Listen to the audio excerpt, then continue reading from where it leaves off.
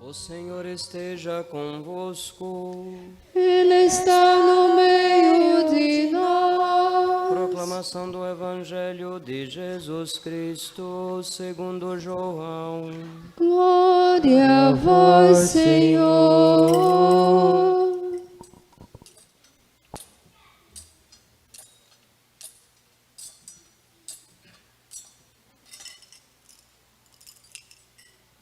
Naquele tempo disse Jesus: Eu sou o bom pastor. O bom pastor dá a vida por suas ovelhas. O mercenário que não é pastor e não é dono das ovelhas, vê o lobo chegar, abandona as ovelhas e foge, e o lobo as ataca e dispersa, pois ele é apenas um mercenário e não se importa com as ovelhas. Eu sou o bom pastor, conheço as minhas ovelhas e elas me conhecem, assim como o Pai me conhece e eu conheço o Pai. Eu dou minha vida pelas ovelhas. Tenho ainda outras ovelhas que não são deste redil. Também a elas devo conduzir. Elas escutarão a minha voz e haverá um só rebanho e um só pastor. É por isso que o Pai me ama, porque dou a minha vida para depois recebê-la novamente. Ninguém tira a minha vida, eu a dou por mim mesmo. Tenho o poder de entregá-la e tenho o poder de recebê-la novamente. Essa é a ordem que recebi do meu Pai. Palavra da salvação. Glória a vós, Senhor.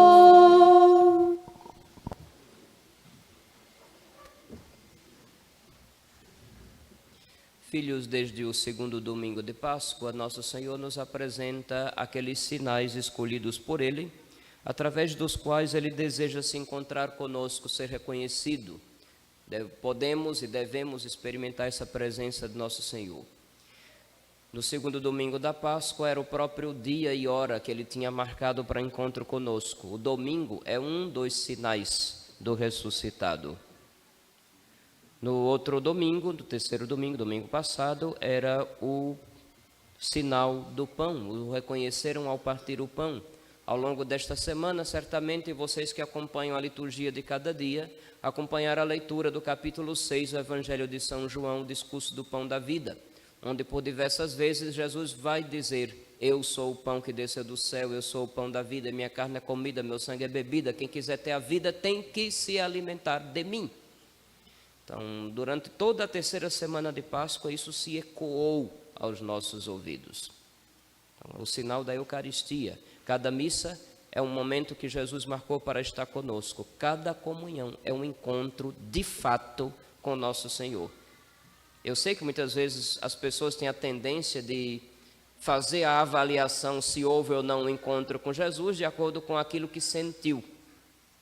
Eu me arrepiei, eu me emocionei, eu chorei, eu caí, eu senti isso, eu senti aquilo.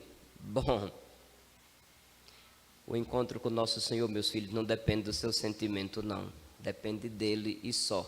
Sentimento vai depender do seu temperamento. Tem pessoas que são mais emotivas que outras. Muitas não vão sentir arrepio nem chorar, mas depois da comunhão vão ter a certeza de que estão com o Senhor e que não voltarão para casa sozinhos. Depende dele, não de mim, nem de você. O sinal desta semana, quarta semana da Páscoa, é um sinal que depende não somente da fidelidade dele, mas também da fidelidade daqueles que foram chamados e responderam. Nosso Senhor fala de si próprio: eu sou o bom pastor. Não é a primeira vez que aparece a figura do pastor na Sagrada Escritura. No Antigo Testamento tem diversos textos que comparam Deus com um pastor que cuida do seu povo, tal como o pastor cuida de um rebanho. Na profecia de Ezequiel, se não estou enganado, no capítulo 34, no livro do profeta Ezequiel, fala justamente disso, que o próprio Deus irá conduzir o seu povo tal como um pastor conduz as ovelhas do seu rebanho. Portanto, nosso Senhor se comparar com um pastor não tem nenhuma novidade.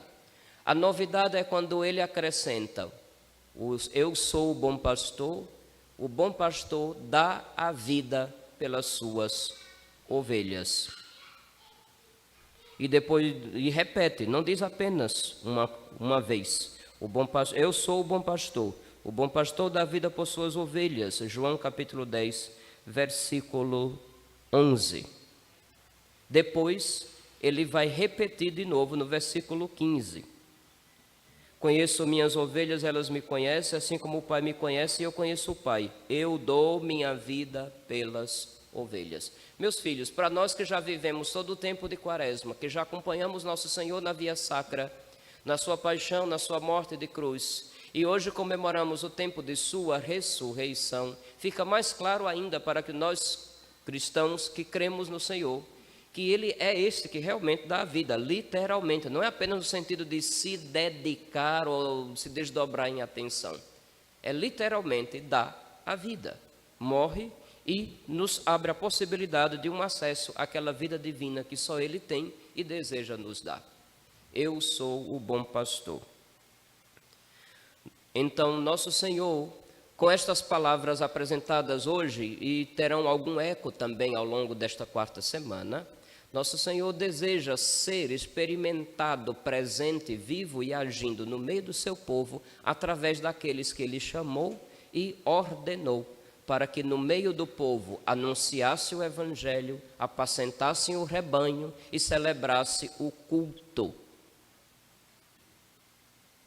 Isso é a tríplice função que todo sacerdote precisa cumprir: anunciar o Evangelho, apacentar o povo e celebrar o culto de Deus. Eu não estou dizendo nenhuma novidade, isso já é antigo. Até o próprio Concílio Vaticano II, na Lumen Gentium, vai dizer isso. E outros documentos mais. O munus de profeta, anunciar o Evangelho, que significa, portanto, ensinar, corrigir, admoestar, chamar a atenção, fazer com que o povo enxergue melhor a realidade e tome decisões conforme Deus, conforme aprendeu do homem Cristo Jesus. Apacentar o povo. Apacentar não significa impor o poder, impor autoridade, não é isso. Isso seria autoritarismo. Em qualquer ambiente de chefia, você vai encontrar autoridades exercendo-a de forma autoritária, não significa a mesma coisa. Exercer autoridade de forma autoritária é impor o poder, muitas vezes fazendo questão de destacar quem manda e quem deve obedecer. Quando se trata dos pastores da igreja, não é nesse sentido que a coisa deve ser vivenciada.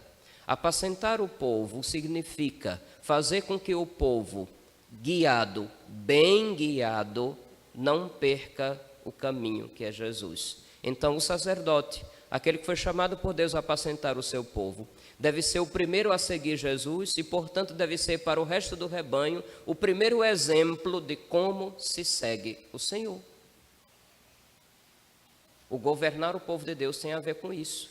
Quantas vezes nosso Senhor Jesus Cristo disse que a autoridade é serviço. Quem quiser ser o maior, seja o menor de todos e aquele que serve a todos. O próprio Senhor disse que veio não para ser servido, mas para servir e dar a vida.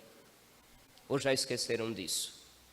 E celebrar o culto, porque o verdadeiro culto que se presta é nosso Senhor no meio nosso, é Deus agindo no meio nosso, porque se não for um auxílio de Deus, nós não teremos esse contato com Deus, como realmente Deus é, e como realmente surte os seus efeitos, frutifica. Então, celebrar o culto para o povo significa fazer as vezes de Cristo no meio do povo, porque é Ele, o homem, Cristo Jesus, Deus também, simultaneamente, que presta a Deus o culto perfeito, que dá a Deus o amor perfeito, que dá a Deus o louvor perfeito, que dá a Deus a obediência perfeita. É por isso que se diz, por exemplo, que quando nos reunimos para celebrar a Santa Liturgia, quem está à frente, o sacerdote, que foi marcado com o selo da ordenação, ele faz as vezes de Cristo cabeça, de forma que, quando o padre celebra, é Cristo mesmo que está diante do seu povo, prestando culto ao Pai, por Ele, no Espírito Santo. Eu sei que falando desse jeito parece muita teologia, não é? Eu não sou teólogo, Embora tenha estudado teologia, mas eu não me considero teólogo, até porque para ser teólogo teria que aprofundar mais os estudos, fazer um monte de tese para provar que é capaz intelectualmente. Tem gente que gosta desses títulos, eu fico me divertindo vendo muitas vezes as brigas de muitos intelectuais, cada um querendo prevalecer uma ideia que quando você espreme, muitas vezes não tem nenhuma ressonância prática na vida da igreja. Paciência. Eu não me considero um teólogo, eu me considero mais um catequista, aquele que recebeu e tem a missão de transmitir. Eu me considero assim. Meus filhos, no mundo inteiro hoje é dia de rezar pelas vocações, sabiam disso? Sabiam não, né? Porque aqui no Brasil transformaram o mês de agosto e aquilo que acontece no resto do mundo, às vezes aqui é ignorado. Ainda dizem que nós estamos um país católico. Eu tenho minhas sérias dúvidas quando dizem isso. O povo católico não entende de igreja católica, não entende de doutrina católica. Pois bem, a igreja católica no restante do mundo, no dia de hoje, faz uma jornada de oração pelas vocações. Em algumas regiões, hoje também é chamado o dia da paróquia ou o dia dos párocos, se vocês não sabem, o domingo do bom pastor. Em diversos países, no hemisfério norte, não é só na Europa, em outros lugares também, muitas vezes acontecem no dia de hoje muitas ordenações sacerdotais. Muitas. É comum, não sei se vocês já viram as notícias do Papa, que nesse domingo se façam ordenações. É um dia privilegiado também. O sinal que nosso Senhor deseja é resultado do encontro da fidelidade dele com a fidelidade de um homem frágil. É assim. O pastor precisa ter em comum a vida do seu rebanho. Conheço minhas ovelhas e elas me conhecem. Conhecer não significa ter informações, ter conceito ou saber falar sobre uma coisa. Conhecer, segundo a linguagem bíblica, significa ter intimidade, um compromisso real de vida.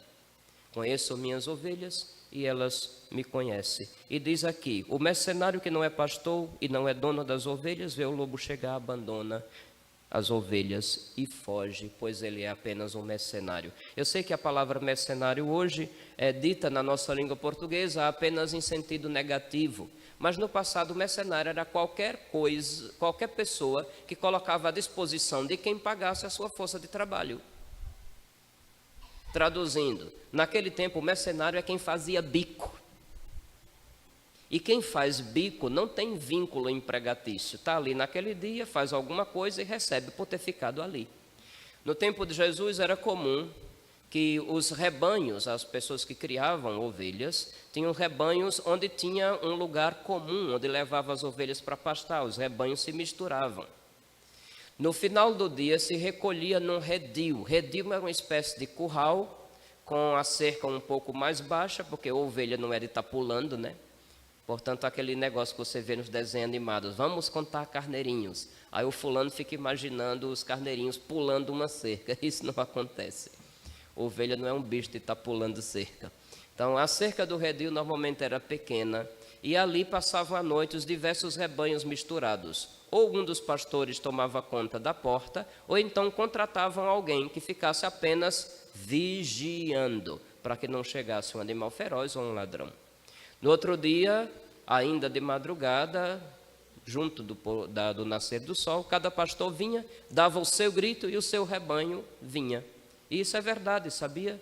As ovelhas se habituam com aquela pessoa que está ali junto, que cuida, que trata quando está doente, que conduz onde tem água boa para beber e conduz onde tem o que comer. Nosso Senhor era muito sábio ao comparar-se com o pastor, e aqueles que creem nele com um rebanho de ovelhas, ovelha é um animal dócil. E segue o pastor para onde ele vai. Se o pastor dá o sinal e as ovelhas escutam a voz, reconhecem, elas se aproximam do pastor. O pastor sempre vai à frente e elas vão atrás. Já contei o que me aconteceu no meu tempo de seminário. Quando num retiro eu fui brincar com as ovelhas de uns parentes meus. Aí caminhando, as ovelhas, fiz uma brincadeira, um bé lá, e elas saíram atrás com uma fila mais organizada do que a fila de comunhão na matriz de Laranjeiras. Então, é engraçado, o pastor caminha e elas vão. Então, quando aqueles que nosso Senhor chamou devem apacentar o rebanho, eles devem ser os primeiros a viver como um seguidor de Jesus Cristo. Porque se o pastor sobe, as ovelhas o acompanham e sobem também. Se o pastor desce, as ovelhas também descem. Se o pastor vai passar por um rio, elas vão atrás, porque é na confiança. Meus filhos, rezemos para que na igreja não faltem esses que, tendo sido amados pelo Senhor, desejem amá-lo à altura. Como é que eles vão saber disso? Não sei. Cada um tem uma experiência diferente. Agora, aos jovens que ainda não discerniram sua vocação, eu só gostaria de dizer: Nosso Senhor não costuma aparecer no meio de um clarão e falando no pé do ouvido: eu quero que você seja padre. Não é assim que acontece, não. Não é assim. Onde seu coração pulsa mais forte? Esta é a primeira pergunta. Quando é que seu coração se aperta pela falta de um bem? Claro, a falta de um celular no bolso não funciona, viu? Quando eu falo a falta de um bem, quer dizer aquilo que realmente importa, seja na sua vida, seja na vida da comunidade que está ao seu redor da qual você faz parte. Eu não ouvi nenhuma voz de anjo quando percebi que estava sendo chamado por Deus para ser padre. Ninguém chegou com uma palavra assim, pão, adivinhando meus pensamentos e minhas angústias, disse: olha, Jesus mandou dizer para você tal e tal coisa. Isso não aconteceu. Não aconteceu de eu estar rezando e ouvir uma voz interior, porque tem tanta gente segura que Jesus anda dizendo e falando o tempo inteiro, né? Eu fico sempre com o pé atrás. Até que ponto eu sei de certeza que é Jesus ou que são as ideias tronchas da minha cabeça? Os primeiros sinais que a gente pode começar a observar se está sentindo chamado por Deus são sinais que têm a ver com o amor. O amor recebido da parte dele e o amor que a gente sabe que precisa dar a ele e que ainda não está suficiente. É por isso que nosso Senhor, para nos fazer sentir amados por ele, pode nos fazer experimentar algumas pulsações mais fortes. Padre Zezinho, por exemplo, contando um pouco certamente da experiência vocacional dele, ele chegou até fazer uma musiquinha, né? Meu coração bate forte cada vez que eu vou para o meio do povo de Deus. Conhece? Conhece não, todo mundo ignorante, só vê aquelas músicas protestantes que passam nas TVs ditas católicas. Coisa ridícula.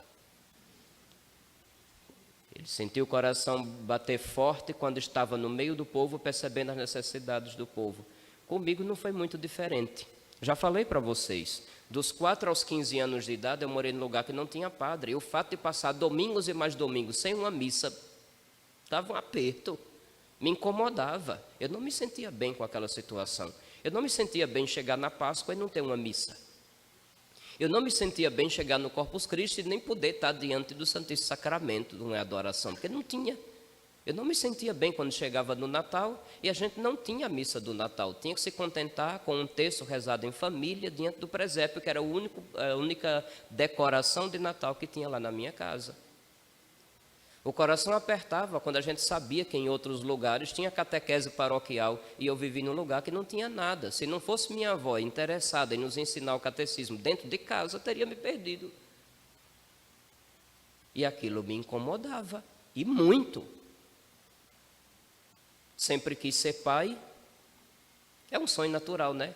Não diz aquela música também do Padre Zezinho? Essa vocês conhecem, Maria de Nazaré. Que diz lá, em cada mulher que a terra criou, um traço de Deus, Maria deixou um sonho de mãe. Maria plantou, não é assim que diz assim?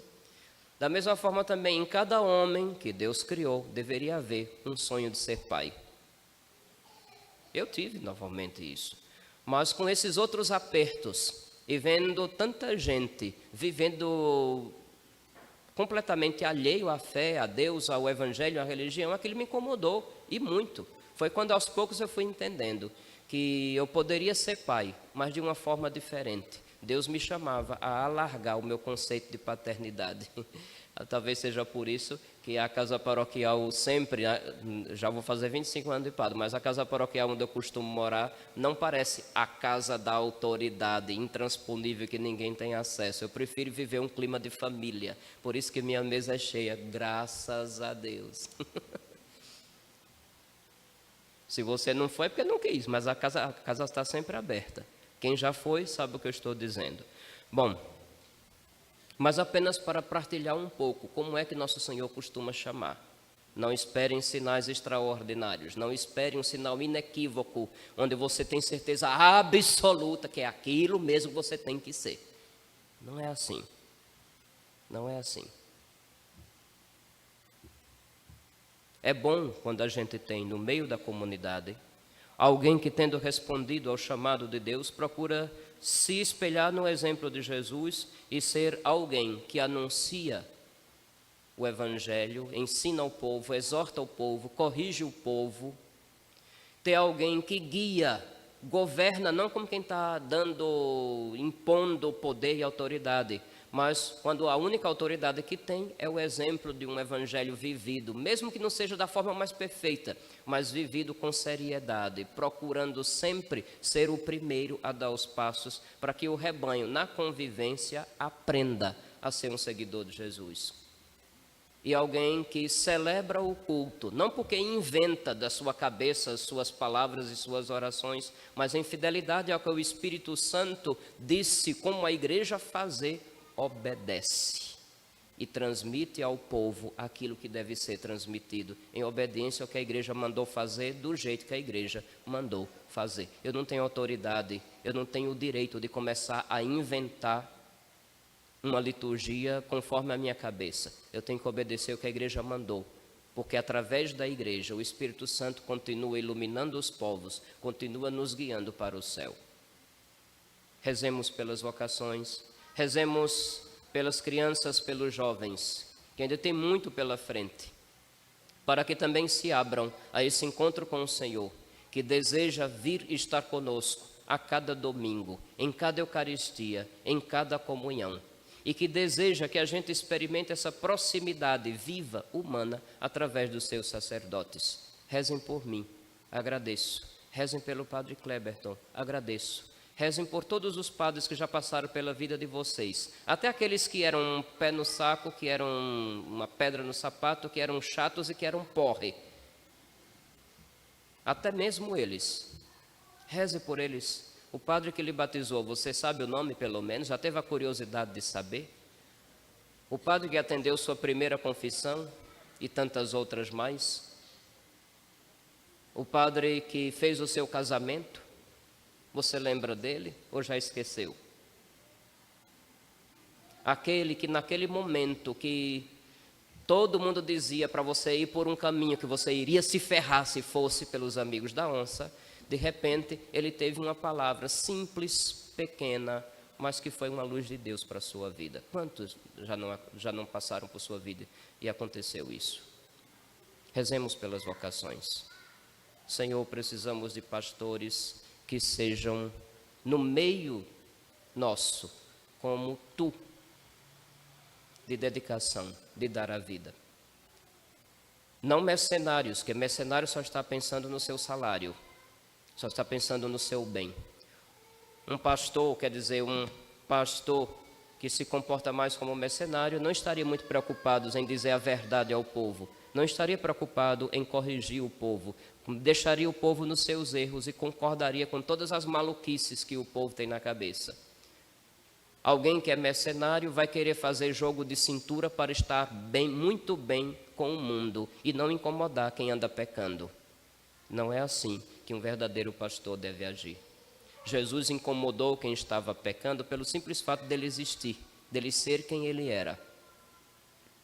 E quando era necessário dizer aquilo abertamente, ele dizia, sem papas na língua.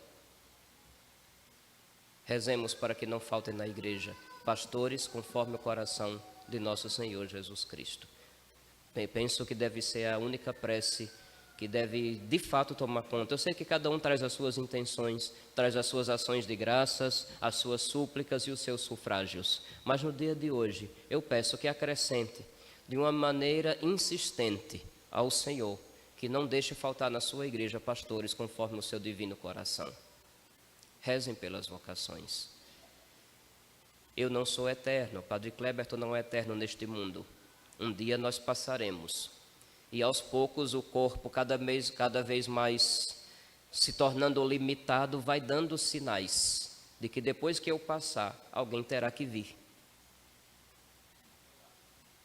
Alguém terá que vir, alguém terá que dar continuidade. Rezem pelas vocações.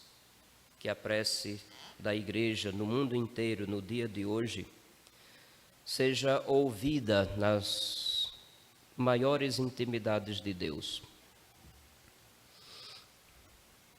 O povo precisa. Eu estava tentando lembrar de um texto que eu fiz há um tempo atrás. Faz alguns anos. Eu ainda estava na paróquia do Senhor dos Passos, em Maruim. Se eu não me engano, parece que foi no ano de 2005. A gente fez um texto. Vou ver se eu consigo ele de volta e depois publicar na rede social da paróquia. Prefiro não dizer o de qual e de repente pular alguma coisa importante. Rezemos pelas vocações, é o único apelo que eu faço. Precisamos. A cada ano tem sido menos padres ordenados na nossa arquidiocese. E tem crescido muito a população. Muito. Tem paróquias que já poderiam ser divididas em 2 ou 3. Mas falta quem tome conta. Pedi ao Senhor da messe que mande operários. O próprio Senhor pediu que nós fizéssemos sempre essa súplica. E no dia de hoje mais ainda, que não nos falte esse sinal. Que a gente possa experimentar Jesus vivo e presente naqueles que Ele chamou e consagrou para estar diante do povo de Deus, para anunciar sua palavra, para apacentar o rebanho e para celebrar o culto. Que nunca nos falte pela graça de Deus. Louvado seja nosso Senhor Jesus Cristo.